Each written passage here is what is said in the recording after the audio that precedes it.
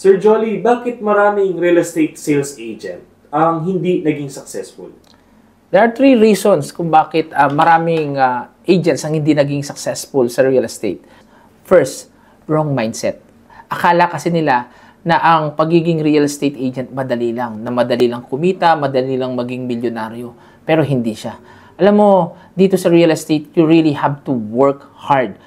Naalala ko, when we started, nasa Maynila pa yung office noon, ako po ay namamasahe papuntang Maynila just to attend meetings and seminar. Kasi ako, bilang isa naniniwala, for you to learn more about the business, kailangan mong makasalamuha yung mga marurunong nasa real estate. Sila nga na marurunong, uma-attend ng meetings and seminar. Ako pa kaya na hindi marunong.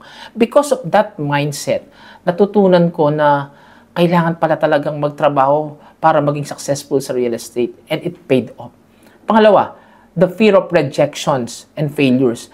Maraming mga agents natatakot ma-reject. Alam nyo, sa real estate, there will be so many times that you will be rejected.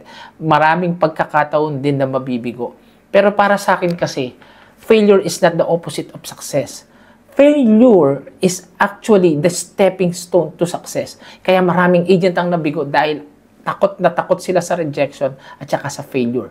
Pangatlo, they easily gave up. How can you beat a person who never give up? Diba? Inakaut mo man siya. Halimbawa ako, suntukin mo man ako, manakaut ako, tatayo ako. Suntukin mo ko ulit, manakaut ako, tatayo ako ulit. Ang problema, pag ikaw ang sinuntok ko, tatayo ka pa kaya? So, ano lang ang ibig kong sabihin? When you easily give up, talagang mag-fail ka. But a person who does not know how to give up is going to win. Kaya yun ang tatlong reasons kung bakit maraming mga real estate agents ang nabigo sa real estate. Kaya sa mga agents na gustong magtagumpay sa real estate, I am encouraging you to have a winning mindset. Yung mindset na laging positibo. Avoid the negative people. Yung mga negative people, mga dream stealer yan. Mga hindi makatutulong sa'yo para magtagumpay. Kasi imbis na i-push ka nila paangat, sila yung hihila sa'yo pababa. At huwag din kayong matakot sa failure. Okay lang yun. Kasi wala namang nagtagumpay na hindi dumaan doon. It's a process. It's all part of it. Kaya dapat bread and butter mo na yung rejections and failures. At gaya ng sinabi ko sa inyo kanina, never ever give up. Wag na wag kang susuko.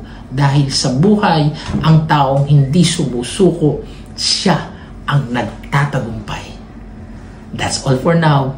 Power morning po sa inyong lahat.